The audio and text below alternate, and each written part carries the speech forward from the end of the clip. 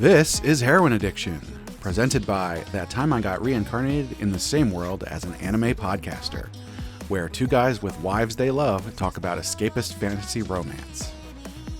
I'm Isekai Sensei-Sama, aka Brad, and as always, I'm joined by Bento Baggins, aka Ben. Hello. So this time, we're going to be talking about The Villainess Turns the Hourglass.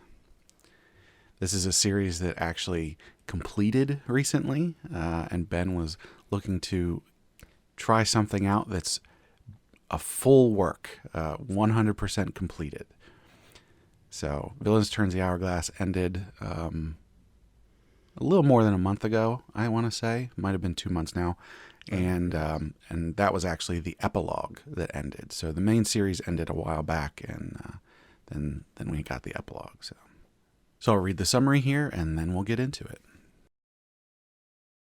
After her lowly mother married a count, Arya enjoyed a life full of luxury while harassing her gentle stepsister, Mael. Several years later, Arya is about to be executed when Mael reveals that she wickedly tricked Arya into building the bad reputation that ultimately brought her to the scaffold.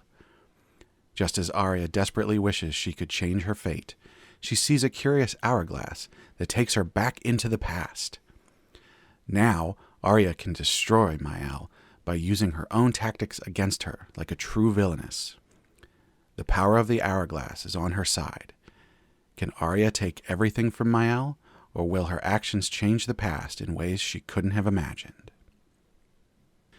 So yeah, I had been reading this series for a long time. I think it's actually one of the first manhwa that I ever started reading. I don't think it was the first, but I want to say within the first 10. And I got really into it. I really liked the setup. I liked how all of the different political plots and then the in-family plots and everything, they went through all these different machinations and everything, and I really liked how it was all sort of set up, and you had really good payoffs and everything. And I know for you, Ben, having read a lot of these other series where we didn't get that deep into it, or maybe we're into it, but we haven't reached a conclusion yet. So we're still sort of like, are they going to stick the landing? Yeah, so there's like hundreds of pages of setup, and it's like, well, we need a very satisfying payoff then. Yeah, and it could happen, but yeah, it's still being written, so I'm stuck waiting, and I don't have access to the novel as far as I know. Yeah, I'm not sure where to find that. But it is based on a novel. But yeah, so for this one, it's not super long. It looks like the main story is 104 chapters, and then there's 21 chapters of epilogue. So having seen a lot of the unfinished ones that are doing stuff that's good, but could fail at the end. Did you get a different experience from this one? Yeah, I did actually. Though I will say, I don't think it was perfect. I had a few issues, but I definitely had a lot of fun reading it. Though it is only 120 some chapters, it took me a while to read. It meaning like I was just sitting there on my phone, just scrolling for like hours. As in, like, there was a lot of text? Yeah. It actually took me probably like 12 hours total to read, which isn't a hugely long time, but that's like proper light novel length almost. Yeah. And so I did get really into it. I got really into it like a soap opera, but there were and like I think the little complexities, the things I don't like, maybe made it better because it wasn't just uncomplicated fan service.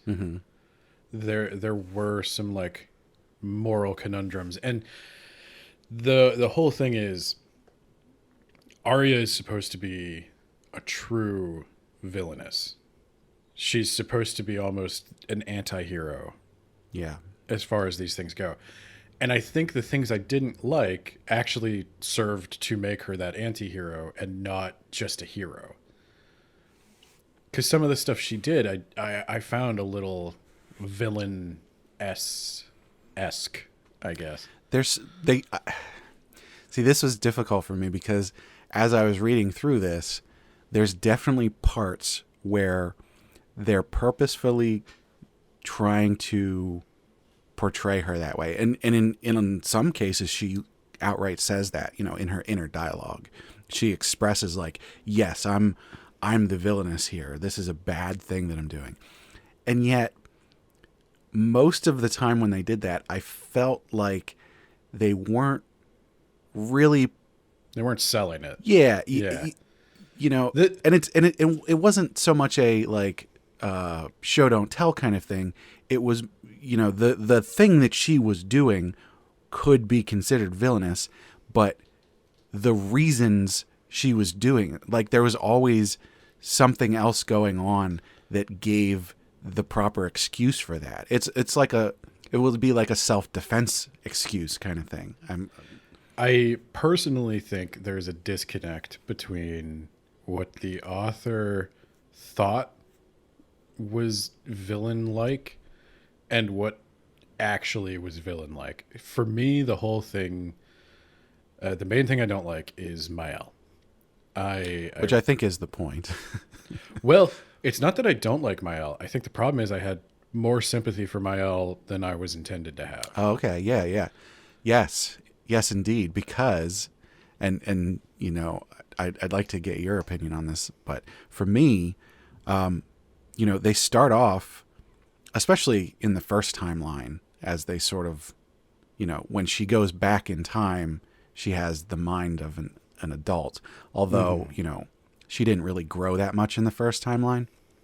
But they very clearly show you that Mael is being influenced by bad actors. Yeah. The main one being her maid, Emma. Yeah.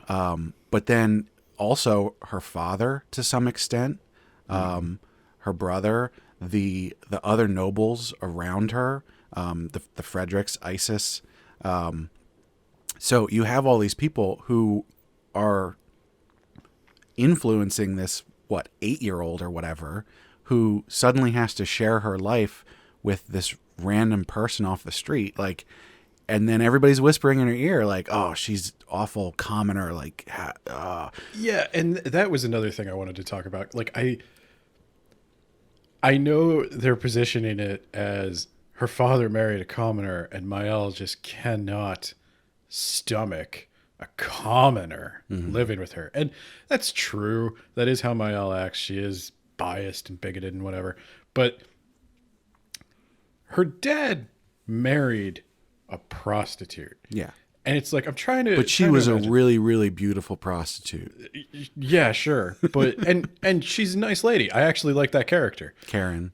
Yeah. Yeah. But she, if my dad, if my mom had recently died and my dad comes home with his prostitute and her child and it's like, here's your sister. Well, yeah, that's going to cause some tension. Yeah. And it's not really the daughter's fault or even the prostitute's fault. It is 100% the dad's fault. But 8-year-old kid doesn't necessarily know where to direct their anger. They can't attack the grown woman. They can't attack the father. They're going to attack the other child. Yeah. And so there was that angle of like, Mael's initial anger is understandable. And they have to go to great lengths to like undo their own setup. And I think some of it is this, like all of these Otome Isekai light novels, they really go for extremes of drama. Yeah. And I think that works out. Like that's why we're here. Yeah. Is because it's the same reason I like B horror movies is it's over the top and that's great. And that makes it easy to ignore and enjoy anyway, because I did really like this. But she had to be a prostitute, didn't she? She couldn't just be a commoner, right? Like it has to be the most extreme version. And I should say, anybody who hasn't read this, we are going to be spoiling lots of stuff here, so just keep that in mind. Yeah. But I think the prostitution angle was somewhat necessary to have the proper lineage set up for Arya. I guess. I mean, there's a lot of ways a single woman could have a lost love. That's true. But I don't think it would have been quite as like, oh, it was a one-time thing, even though they were like really into each other, and then he disappeared and nobody could talk about it because she was a prostitute, right? Oh yeah, and like, don't get me wrong, I'm not here to say like, I'm not trying to like shame sex work or anything, but in this highly classist society, and the story being about class, it's like, how did this even happen? How was this allowed? Who married them? Like, no church in medieval England was going to perform this marriage. Right. Like, that's so there was that angle to it. Is like that there is a reason this doesn't happen a lot in history, because there are systems in play to keep people out. Yeah. No matter how stupid the count is, or the duke, or he was a count. Yeah. Right. Okay. Count Rosent. Yeah. So there was that. Sorry, Count Rosente. Rosente. That's what the pronunciation guides said. I don't know maybe if it's that's more what like they Italian than I was. I always read it as French. I think a lot of this was supposed to be French. Yeah. So Well, then it's not Rosente unless it's past tense, which it might be. Spoilers. But yeah, I thought that Mael was done a little dirty. I thought that Arya, traumatized Arya, assumes the absolute worst of Mael. That she is this like ultimate, like maniacal Joker villain who's got like plans on plans on plans. And as the series goes on, it's just like, Mael's an idiot. yeah, there was. I did think this quite a lot. The fact that like Arya continues to go like, oh, she's probably making these plans and this, that, and it's like, no, Arya, that was in the past timeline where you were dumb and like people were helping her, and you destroyed a lot of those people pretty early on in the second timeline. She doesn't have those people to help her now. Yeah, it's like, Arya, you're playing chess and she's playing Candy Crush. Yeah. Like this is this is totally different. I do want to say though, because I think, and I don't know how purposeful this was on the part of the author, but after Arya sort of like deals with Mael, Mael becomes like her maid or whatever. She's completely sort of destroyed the Rosents, right? But she's like, oh, Mael is my sister. Like the act she's putting on. Oh, she's my sister. I still want to take care of her. She really actually does give Mael a lot of leeway and chances, and Mael still goes all in on like, I hate her and I want to destroy her. Well, so I think the author was saying like, we didn't quite get enough evil from Mael early on, so we have to give an excuse now. Oh, I get that too, but I think it fell flat because you drove her to this. You broke her down psychologically, and now she's desperate. And they tried to, even with the brother, who I have pages and pages of notes. The brother is not in any of my notes. I don't even know his name. Cain. I hated Cain. He was the worst character. His entire characterization is, oh, Arya's hot. Yeah. And it's like, okay, play the Pornhub music. Like, Right. What weird step relationship is this? But Cain reforms. To an extent, yeah. Yeah. Well, he accepts. Right, he accepts his position of like, Yeah. the house has been destroyed. I'm just going to try and do my best and live on. But he never loses that, like, I would like to get with Arya. And I think that's what they kept as the line of like, he's not a good guy. Well, and they did that with like the like poisoned blood of his family. It was like, his dad's a pervert Yeah. idiot, and Kane's a pervert idiot, and Well, and can I say, I don't think that the Count got what he was due. Like, they sort of just like wrote him off in the end. you mean not enough or too much? 'Cause Not enough. I'm gonna disagree. I mean, what really happened to him? He became paraplegic, Right. and then everybody abandoned him, and then he hung himself that after doesn't. they took all his money Yeah. and put him in a shitty nursing home. I don't see the thing with him is that like while there wasn't a whole lot of like outright awful things that he did sort of like directly to people, the whole thing is his fault, you know. Oh yeah, he was Because certainly he was because a shitty he was person. attempting to use Arya and her mother. Right. That's what was his undoing. If he had simply given Arya credit for her ideas, if he had simply treated the mother like an actual wife and not just arm candy until she reaches her expiration date. If he had paid attention to his children. Yeah. So I just sort of feel like his ending was sort of just like an off-screen, like, yeah, he got what was coming to him. It's fine. And I felt like I needed a little bit more closure there. I guess. I thought he was like, I don't know. I thought they did him like comically dirty. Just with like how he wakes up and he blames Mael for everything. I mean, she did everything. Yeah. And then he's like, I know who really cares about me. And then they show like the two loving women, and then like they immediately cut to, and this is how we're going to steal all of his money.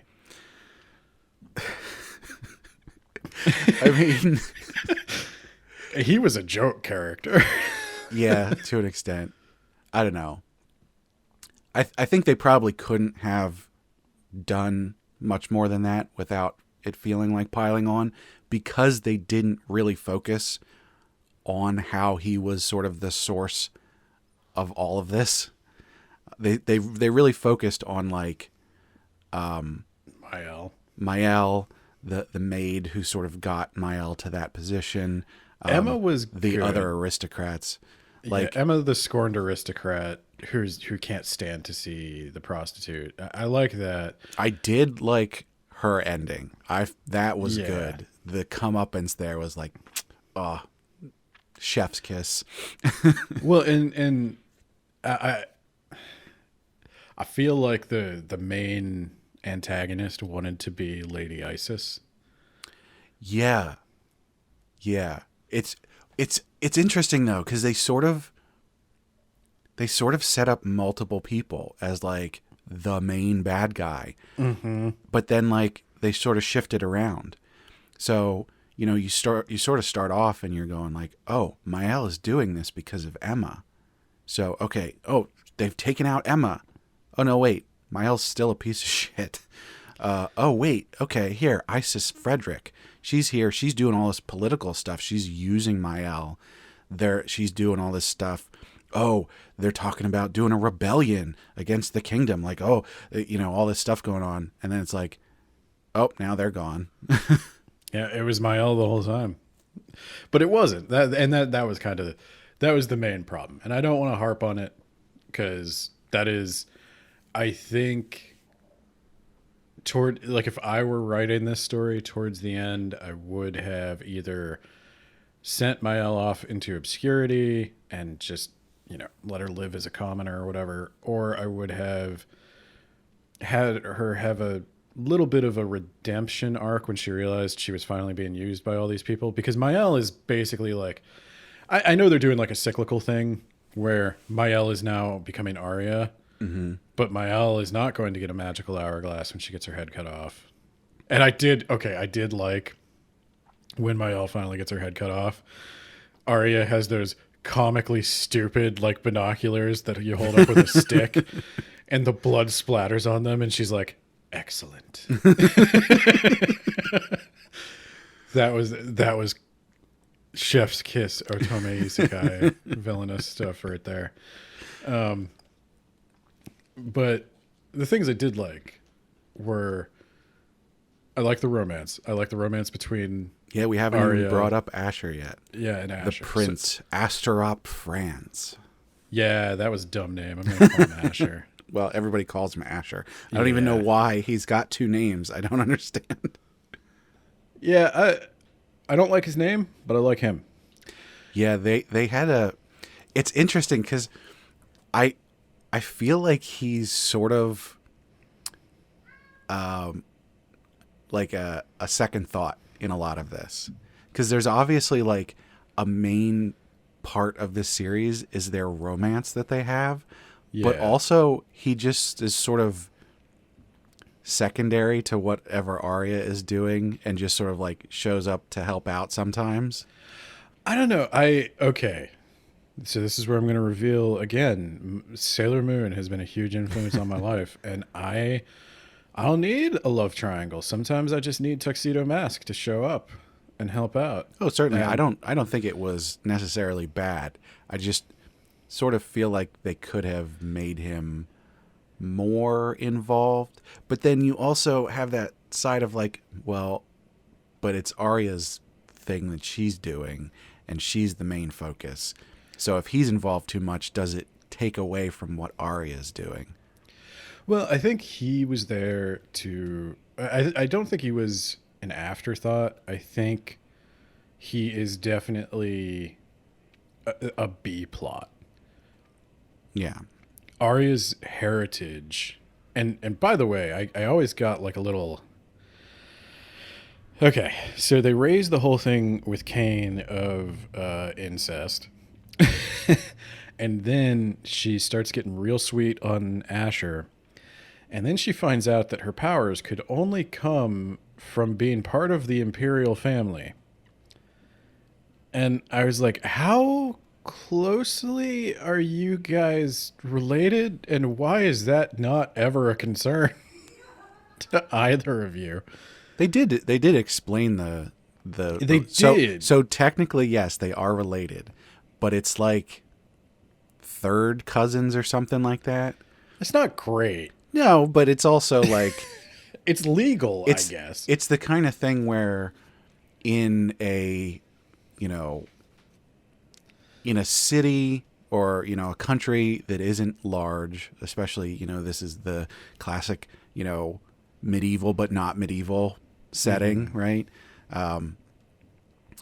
You could definitely like meet someone who you've never met before, fall in love with them, and then find out that you're somewhat related. I think I personally, I don't think it becomes weird, but I mean, look, I was able to enjoy Game of Thrones, so I'm not gonna cast too much shade on this, because this is a thing, especially royals.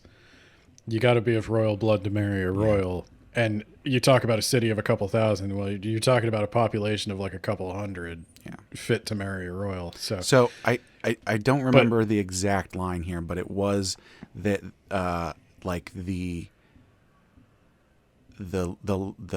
people of Asher's great grandfather's line, I want to say, there was a sister or something who, I can't remember if it was ran away, but they basically left and went to the next kingdom over, which is Croa, and became nobles there.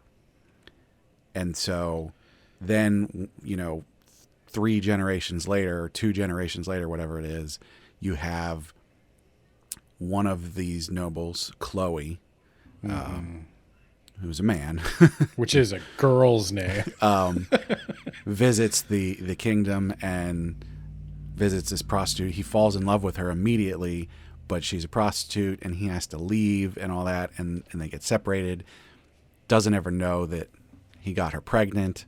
And so that's how they're related. So there's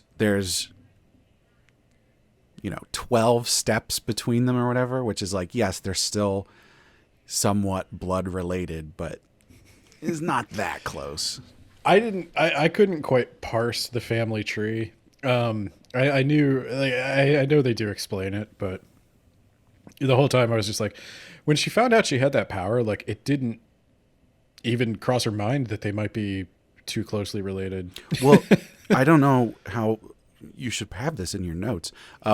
There was the whole thing about like the pond at the I don't understand the pond. yeah, where they were trying to sort of give a like a red herring of like, oh, this is how she got the powers.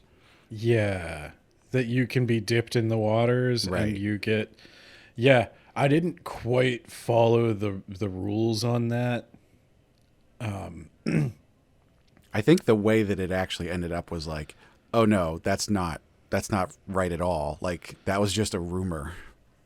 Yeah, yeah. So I got confused. I will admit, I got flip turned upside down on the rules of holy waters. But I like Asher. I like the romance. I thought that's more of a thing I thought was like funny, and I didn't care. It did not even come close to being a big deal for me. But I like that he shows up and rescues her from time to time, and because that's like sweet. But she also doesn't need him to rescue her. Yeah. She did that one time for some reason. I I also like. Well, and she rescued him. Like, Yeah. that's why he Yeah. fell in love with her in the first place. Yeah, they do go back and forth. So I like that. I like that it's not complicated. I like that they fall in love. He does get jealous, but I don't think this story could have sustained a love triangle in addition to all the Mael stuff. So I think that was a good choice. Well, I don't think there was really any other male character who could have been the second. No, lead. when they introduced Cain looking at it, no, you know who could have been the second one? You know who could have been the second one? Sarah. Because they kept doing so many Yuri shots of Sarah Yeah. and Arya. I was like, I showed that to my wife. I was like, okay, I need you to tell me if I am reading too much into this or if this is what it looks like. And I just showed her like a couple of them like gazing into each other's eyes. Is like Sarah's like a little taller than her. And Yeah. I'm like, she's like, nope, that's two women in love. And I was like, that's what I thought. Okay. I think what they were going for there was like Arya had no one in her first life. And so Sarah was basically her first friend. You had the maids, but the maids have some weird circumstances around them, so I don't think she could ever truly be real friends with them. But Sarah is someone who's so genuine and like they connected on such a deep level This that is it's one like where- this is the first real connection that Arya could ever have. So my wife laughed at me because I would finish a chapter, and you know how you scroll down and you scroll into the comments. And I scrolled into the comments, and I'm just like sitting there frowning, shaking my head. My wife's like, "What?" And I was like, "These kids, these children, they don't understand." They're like, when Asher first showed up, they're like, "I wonder if he's the crown prince." And I was like, "Motherfucker, did you see his brooch?" Obviously he's the crown prince. Like, what? Of course he's the crown prince. We need to move on from that. That's not even what you're supposed to be reading right now. What you're supposed to be reading right now is so and so in love with so and so. I'm like, oh. And I got to that point where it's like all the scenes with Sarah, where Arya at first is like, you as a reader, the author knows what they're doing this time for sure. You as a reader want her to like Sarah because you see Sarah genuinely starting to warm up to Arya. Yeah. And every time Arya thinks about Sarah, she can only think about her in terms of how wonderful a pawn she is, how great it is to use her, and all the comments on Bento, and I make fun of these children on Bento. I'm like, oh, they're like, oh, you know you like her, just admit that you're friends, and I'm like, I begrudgingly like that one because I was like, that's exactly what I was thinking. So it's like, okay, maybe I'm not that much more advanced. They did that a lot where Arya was obviously deeply traumatized from her first life. Mm-hmm. And so they would have these things where she's telling herself, almost like she needs to convince herself that she's the villain and she's doing bad things and she's using people. in order to sort of have her accept the fact that she can get help from other people. When that was written very well. What I really liked was her slowly realizing I actually care about these people. Yeah. Because as a reader, this is where I said, like, the villainous thing, the anti-hero thing kind of got in my head a little bit, because it's like, I do feel sympathy for Mael. I think this author misunderstands Mael. And I wondered if they were going to do the same thing. Like, is Sarah just going to stubbornly be a pawn because that's what we decided? Because the story as written wants Mael to be a useful dupe. And it also wants Sarah to be a best friend. But then it lets Sarah be a best friend, and I was like, oh, thank God. And then my favorite character in the whole thing is Annie the maid. Okay. The redhead maid, the materialist, the one who is most easily bribed. So you're into that? I loved Annie's whole arc as a, like, she comes in, she's a plant, she's a spy for Mael, and Arya just easily brings her over to the dark side with, like, promises of, like, makeup and jewelry. And see, Annie, that's the thing for me, is I don't like Annie because she's not actually a good person, you know? No, okay, but hear me out. So she starts off, I agree, she's not a good person. And it's funny how material she is. And she wants to move up, and she wants to marry a dude for money. And the thing I think is interesting is that Arya points out that, like, do you like this guy, or do you like this guy because he has money? And it's like, he's an okay guy. She doesn't hate him. But yeah, if he didn't have money, she wouldn't look twice. And it's like, what else is she going to do, though? She's a maid in feudal Greece, France, Germany, England. And I guess there is a point of, like, being honest with oneself. Yeah. And so it's like, and she doesn't treat him bad. No. And they wind up getting married. No, she's not a bad person, but she's not a good person. She's real. That's why I respect Annie's realness. But no, I like that. But then I'm going to argue that Annie develops a depth of character as the story goes on. When Annie is placed in charge of commoner Mael, Yeah. Annie genuinely tries to help her. Well, and that's my whole thing with that whole series of events was, like, I want, and I think this is what you were sort of saying earlier, is, like, you wanted Mael to sort of go, okay, I'm going to drop this. I'm going to try and be better. I want to continue to live. But she never does. She plays into the scheme that Arya has set up. She can't stand that Annie, a commoner, is above her. Like, by the end, I did hate Mael. Yeah. But I can't help but wonder, like, I think by the end, though, what you're supposed to think, I wonder what the author's intention was, because this is exactly what happened to Arya. Arya was manipulated into becoming a terrible person. And now Mael is being manipulated into becoming, and she did. She became a terrible person. I don't think that she was manipulated for, like, really after she was after the house was destroyed, right? So, like, once she became a maid, Arya was certainly setting up the pieces so that if Mael decided that she was still going to be a terrible person, she would fall right into that trap. But if Mael had decided to be better, there wasn't really that many inciting incidents where you would go, oh, I can see why Mael is so angry. No, it was like, Mael, what are you doing? Do you know what situation you're in?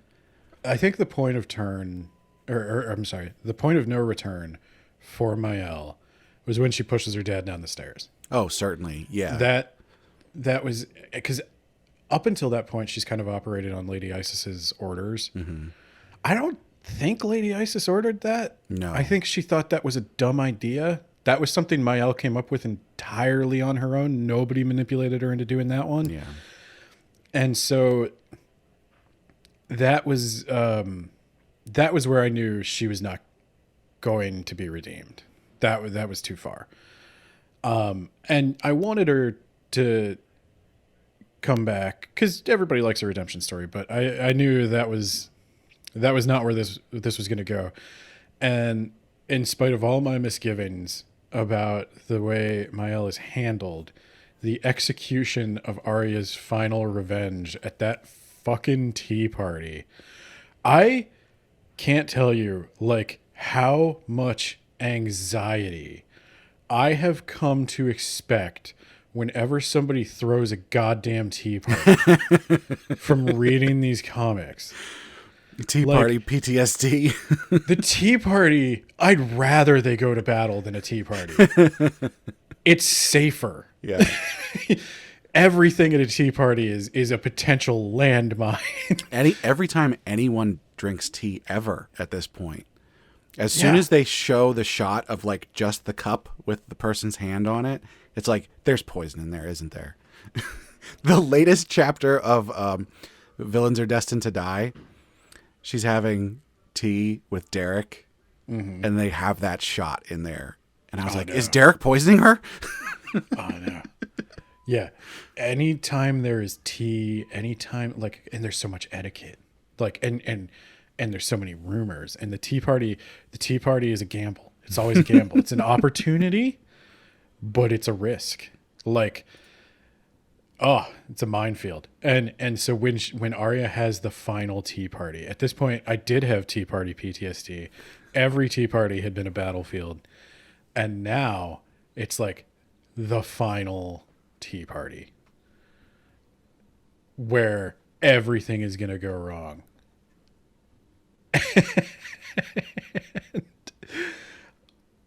It was magical. I almost don't even want to spoil what happens at that tea party because that is really that's the proper climax of the series, I think. Yeah.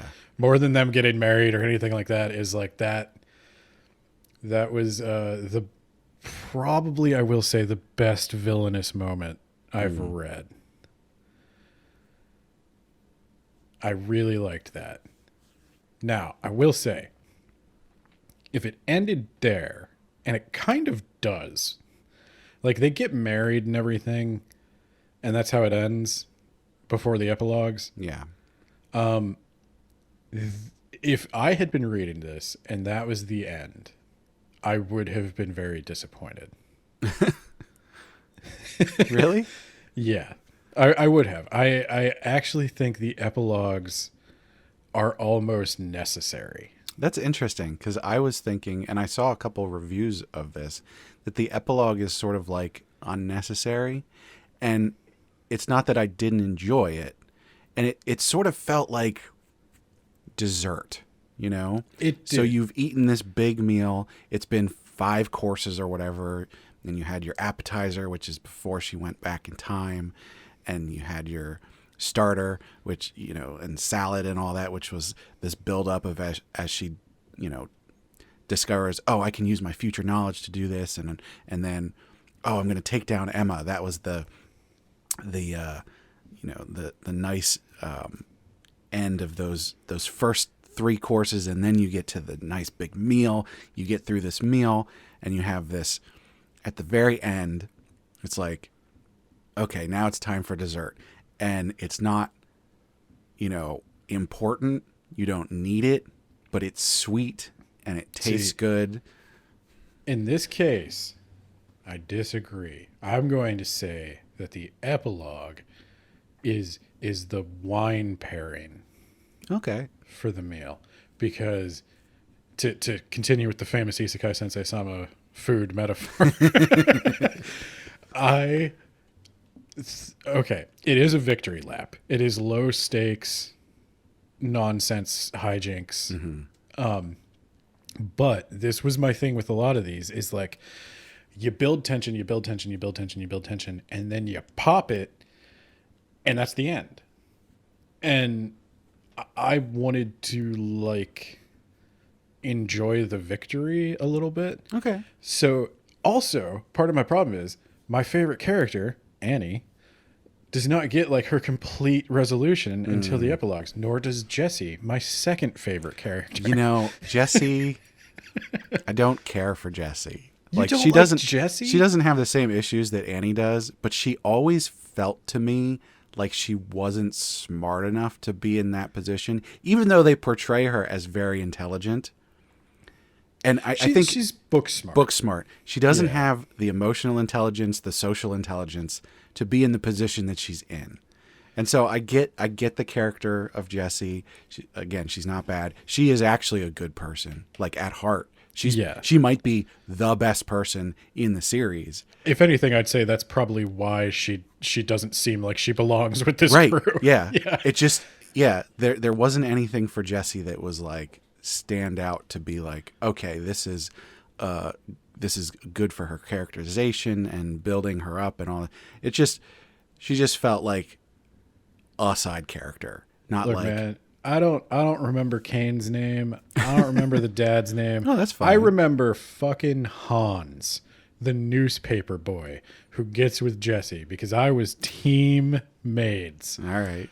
I don't remember Baron Boba Bon, but I do remember he was a baron, and he owns a jewelry store? Question mark? No, he owns an essential oils store. Okay, maybe I don't. Team Annie. I don't know about Baron Bobo, but no, I like the maids, and I like Arya in the background, like checking everybody out and making sure like Han's got to be good enough for Jessie. So I'm gonna have to send him to college, and I'm gonna have to get him a fancy job, like because Arya's like, really, Jessie, you're gonna marry Hans, the newspaper boy? Okay, fine. I guess I'll have to turn him into a badass too. I'm the only one who cares about some of these characters. I know that. I don't even remember the king of Oh, King Lohan. I hate King Lohan. Can I just say, like, King Lohan, I know that he never outright does anything bad, but like, he's a dick. I like it. Look, I need a sequel series of King Lohan and reincarnated Lady Isis. Oh, you spoiled it. I was going to ask you about that, how you felt. Because that was so out of left field for me. We're like, okay, this is the end. It's finally the end. Oh, by the way, Isis is reincarnated. I was like, what the heck is going on? I was wondering. I was like, why are they talking so much about the goddamn royal power at this execution? And I was like, and then they never did anything with it. I know they definitely set it up, but it and also... then at the end... No, I want that. That like if there's that sequel series, we get the Villainess turns the Hourglass 2. I'd read it. The Reckoning. I don't know. Yeah. Like I want to see Lady Isis and King Lohan versus, I don't know if they can come up with like a third kingdom, but I don't know what the plot would be.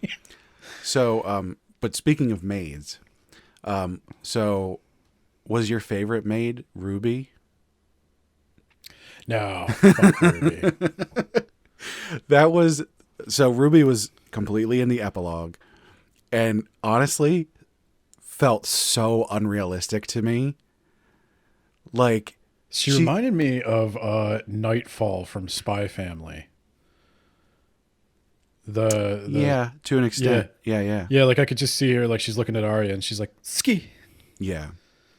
But like they set it up. They're like, oh, she's so smart and capable and everything, and then like she's just doing the stupidest things. Like, brought low by a child. Why would you treat the princesses like this? This is so stupid. Well, she didn't know they were princesses. She thought they were cousins. No, I mean in the original. Oh yeah. Timeline. Oh, because she was deeply in love with Arya, and they were the reason that Arya wasn't like the powerhouse anymore. Well, right, but it was visible to everyone that Arya loves her children. Like, yeah, but that's not the Arya. I didn't fall in love with loving mother Arya. I fell in love with cunning badass Arya. I also And you took her from me. specifically in the epilogue, this thing that they did, which I don't know if maybe you have some other thoughts on this, but where they had Arya meet God and had God go, just do whatever you want. Like, I was like, what is this? I did write a note about that where I was like, I'm going to choose to enjoy this. This is how I interpret what he says to her. I think as close to word for word as I can remember is, do something like, do what you want and it'll turn out how you want. And I chose to read that as a kind of, you will reap what you sow kind of metaphor. Like, See, right action leads to right result. So the lead up to that was that she was like questioning everything that she had done, right? And like getting hard on herself, and I'm definitely the villain and all that kind of thing. But then they're talking about like all of these things work out, right? All of these things that she's done has worked out. She gained these powers and everything. So God has blessed them, right? They are a blessed existence. And then for whatever reason, we needed God to explicitly say that. Like he basically said, everything that you are doing is part of my plan. So like, I mean, to be fair, that's how God talks in real life a lot of the time. Yeah, but like, why did we need that? Yeah, that was unnecessary. Like, I get why people think the epilogue is this like sugary icing, but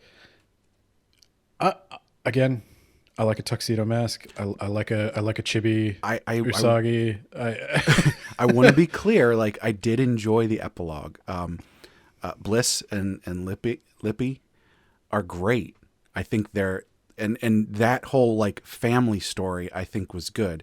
There was just things in the epilogue that were like, what are we doing? This is weird. That to me was like that when she meets God. I guess it was stupid. There's no two ways around that. It was really dumb, but it was also everything I was hoping the end of one of these series would be. Because you can't get much higher drama than that. Then I'm going to have a confrontation. The only way this could have been more high drama is if God had brought out a teapot.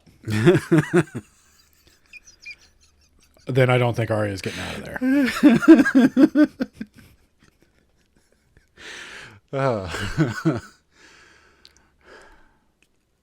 I did the magical MacGuffin of the epilogue because they set this up. Oh, when Arya has children, she gets like disabled and like, oh, it's a big thing and all that. And then they're just like, oh, by the way, there's a magical lake that heals everything.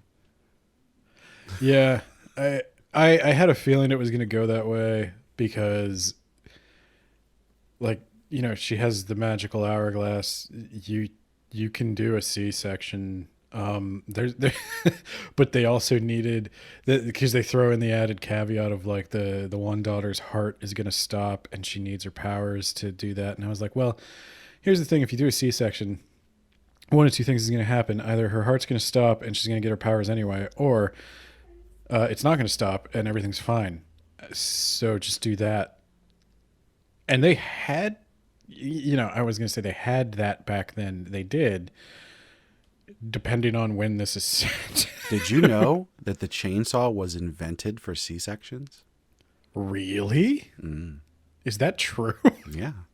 That's horrifying. Yeah.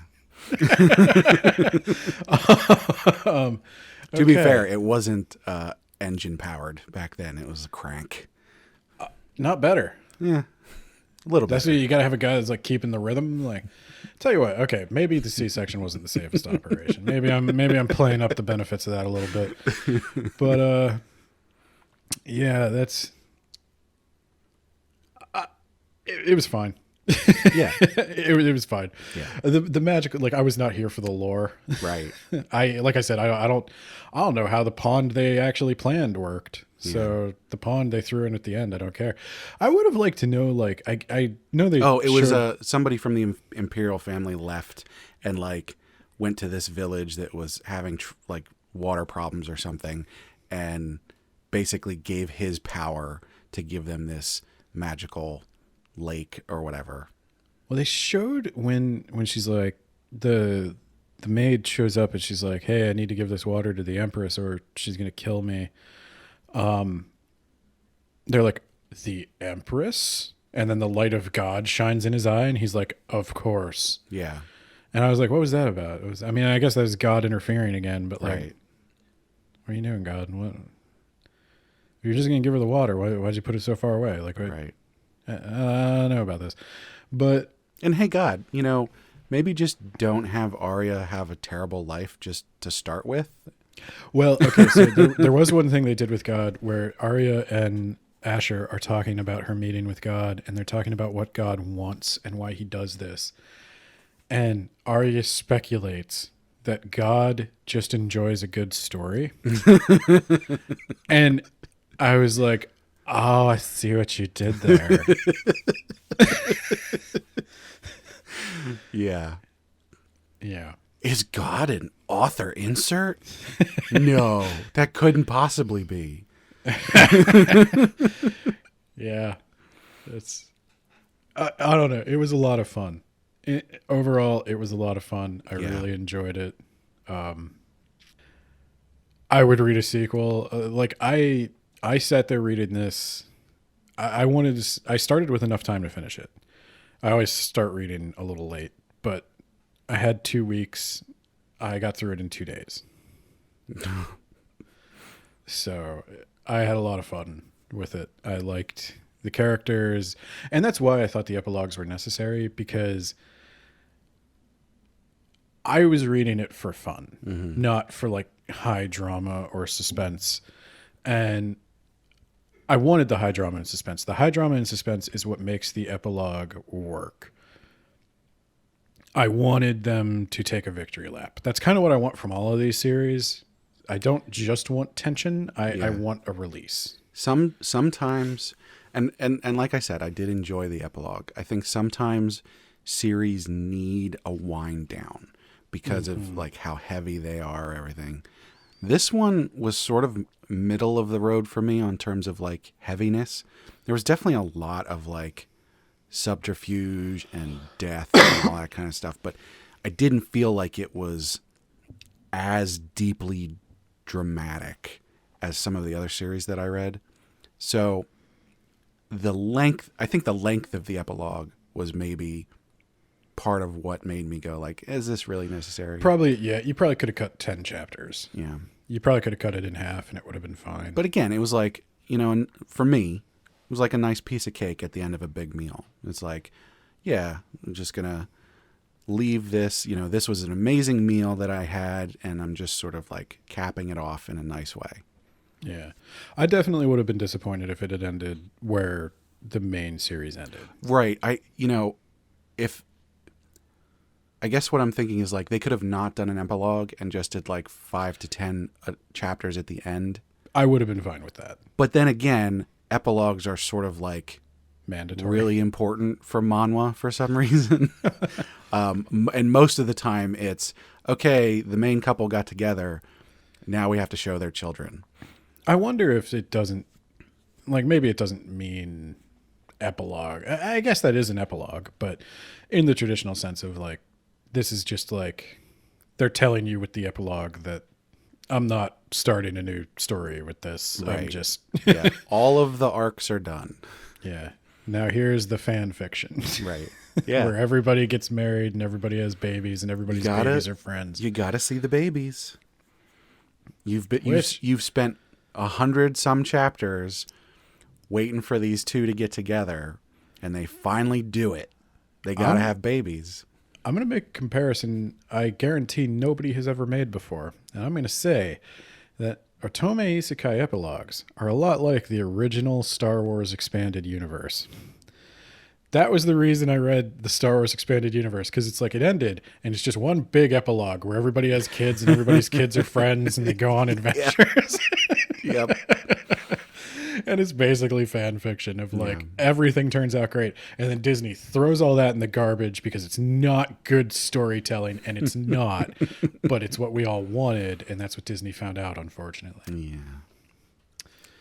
So my point is Disney make an Otome Isekai. Do they not? I'm sure they have. You can find isekais everywhere. Oh God. That's a different episode. And it's not this.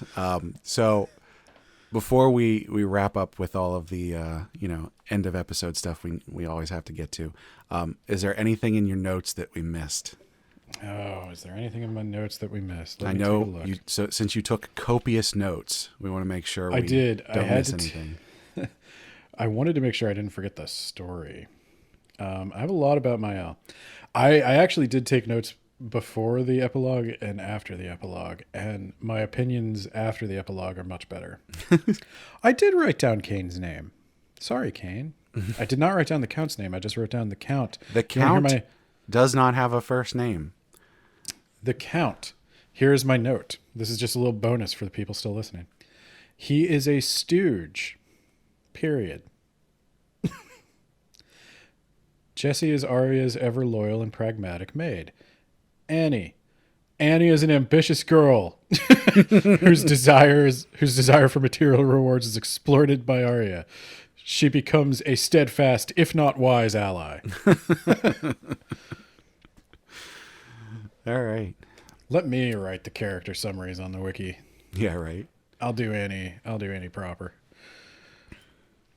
Okay, so as this is a series that already completed, I already have it rated. Oh my God. So would you care to venture a guess as to what I rated this at? So I've been thinking about this. I need to read a few more before I can do it. But on another podcast I do, we have a rubric. I'm going to make a rubric for these because I need to. There has to be standards. We have to be able to quantify how much we enjoyed something. I will fill out a rubric. I am not going to be involved in the creation of one. That's okay. I can do that. So I'm going to say for you 7 or 8. Interesting. Maybe I haven't properly explained how much I like this series. Oh, is this near a 9 or a 10? I have this marked as a 9. Okay. Now, I believe I marked this before the epilogue started, so that, at the end of the series I marked it, and then the epilogue comes after. But for me, this series, it just has everything that I love. It has the not overly complicated political plots. It's got the revenge. It's got the romance in there. It's got magic that isn't overly used.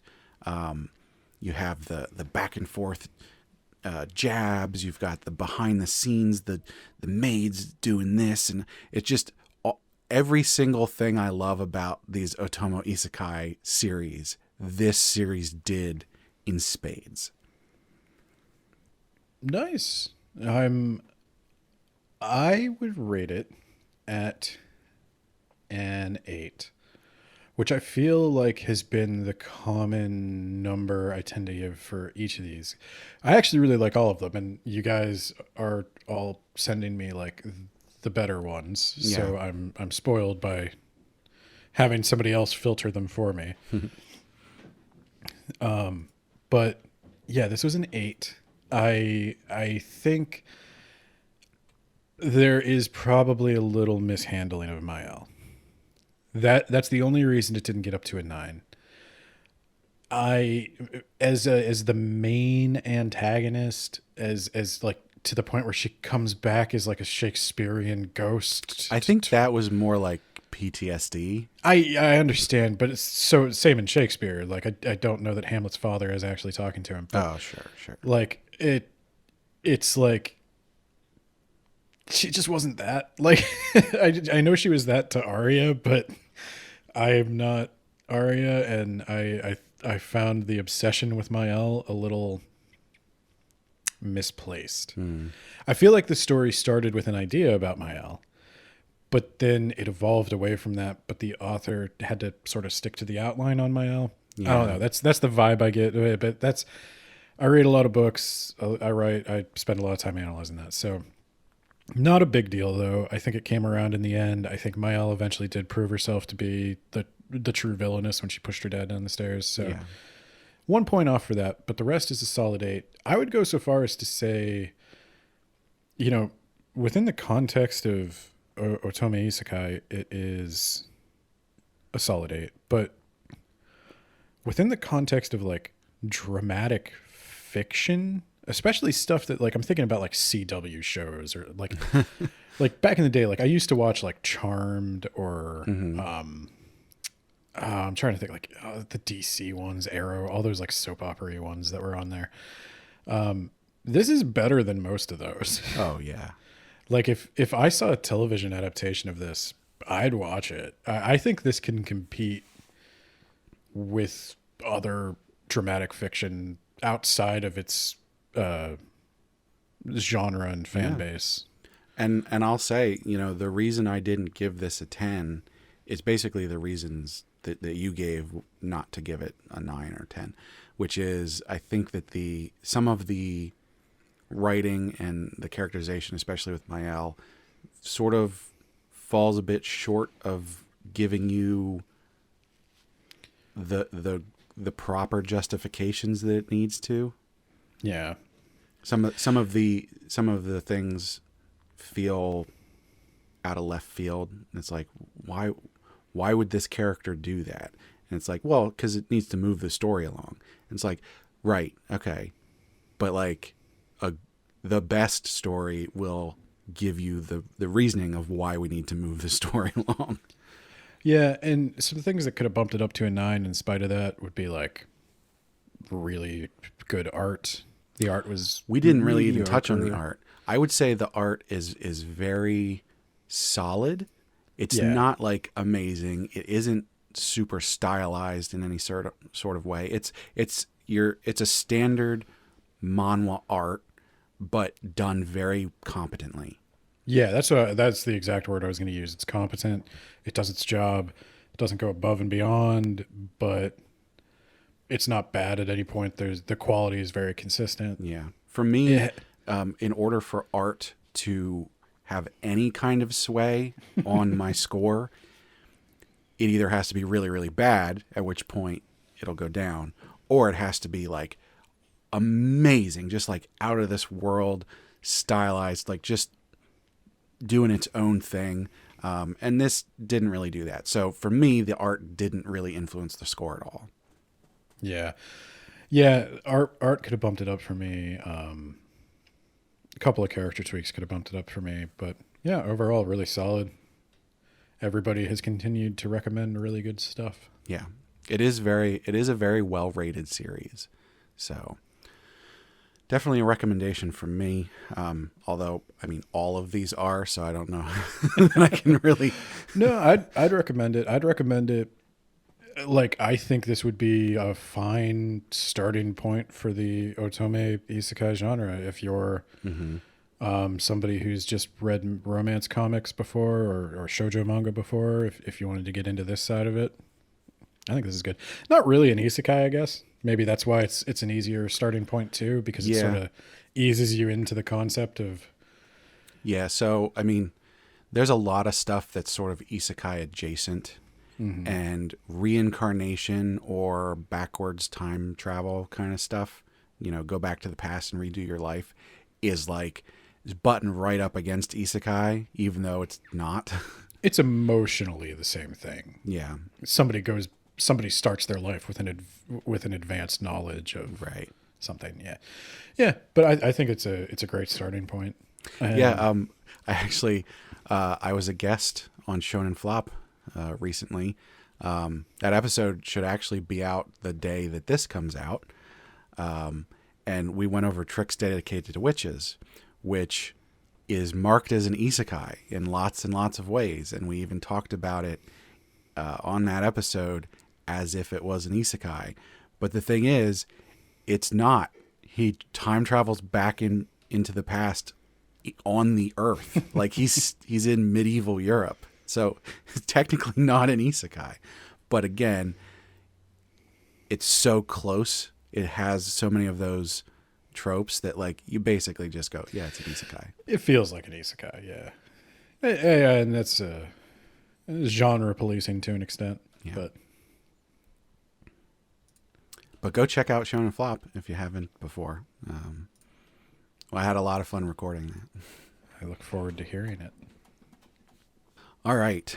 So this is the part of the podcast where we pick the series that we're going to check out next. And we actually got a recommendation this time, once again. So My God. Concubine Walkthrough, which was the last episode, was a recommendation. Thanks, Rena. This time, we got an email. So Tobias from Germany emailed us to let us know that he liked what we were doing, and he actually gave me 4 different recommendations, 3 of which are already on the list.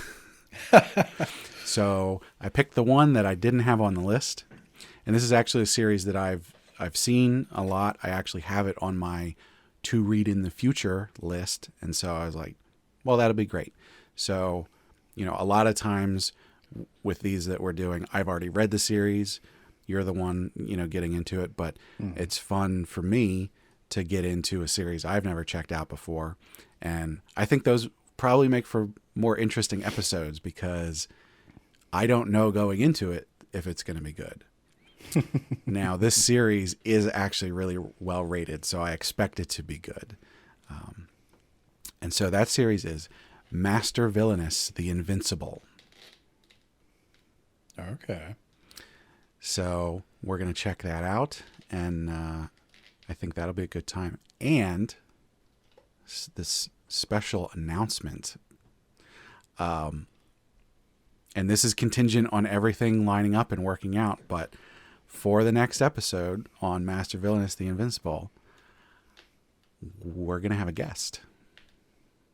Ooh. Yeah, so look forward to that. Fancy. It's like a real podcast now. So I wanted to thank Sugoi Mart, who is partnering with us now. Sugoi Mart is a retailer of Japanese snacks, drinks, toys, and merch. They have a lot of cool stuff that you can't get outside of Japan. So we now have an affiliate link with them, which is going to be in the description. Or you can use the code APR15 at checkout, and you get 15% off your first order with our link or with that code. They also sent us a box. We did an unboxing recently, so that's going to be up on our YouTube channel, so check that out. And so I want to thank Sugoi Mart for partnering with us. So as always, you can let us know what you think on social media. And as you can see, if you've got a series that you want to recommend to us, we'll probably do it. So be sure to reach out. You can find all of our social media stuff on our website, which is animepodcasterreincarnation.com. And you can also leave comments on the episodes there. And we also have other posts and reviews. Ben reviews lots of different things up there. New manga, different books that he's read. So you should check that out. And on there, you can find links to all of our different social media stuff. Our Patreon, Twitter, YouTube, Facebook. And you can just send us an email to isekai-sensei-sama@gmail.com. And as always, don't forget to check out the main podcast, That Time I Got Reincarnated in the Same World as an Anime Podcaster. Those episodes come out opposite to these, so be sure to check that out. And please rate us on your podcast platform of choice. That really helps us out. And you know, if you can't get enough of Ben talking about stuff that he's reading, you can check out his other podcast, Words About Books. They recently covered Spy Family on there, which is A book. It counts. We're, I checked. we're calling it a graphic novel, right? Yeah. But that was a fun episode. His co-host does not read pretty much, manga, not really into anime, so that was a new and interesting thing for them. If you want to hear a perspective on Spy Family more from the writing of Spy Family than from the animation or illustration, that's what we focus on. So once again, thanks for listening. We hope you enjoyed it. We always enjoy recording these, and we've had a bunch of people reach out and let us know that they really like Heroine Addiction, so thanks so much to our listeners. Now, if you'll excuse me, I have to go look up romance manhwa rehab clinics. I hear there's a magical pool for that. 'Cause I'll see you again. I don't have notes. I did not reread this. Oh. So, we'll... I'll be interested to see how your memory is, because I don't think I would be able to differentiate this from the other ones, especially at the beginning. Really? Okay. We'll get into it. Yeah. So I think the nickname Asher, I think this is a pronunciation thing, because Asterop, Franz, I think they might be pronouncing it Asterop. I don't want to be offensive here, but I think that's what it's coming from. If it were Japanese, I could give you some guidance, but I do not know. Yeah. Korean has more sounds than Japanese. That's all I know. Right. So, yeah. But that's the only thing that makes sense to me, because they're Asher, Aster. Like... Asterop is a terrible name. I'm sorry that I don't know what that hodgepodge of linguistic references is supposed to be. But is he Greek?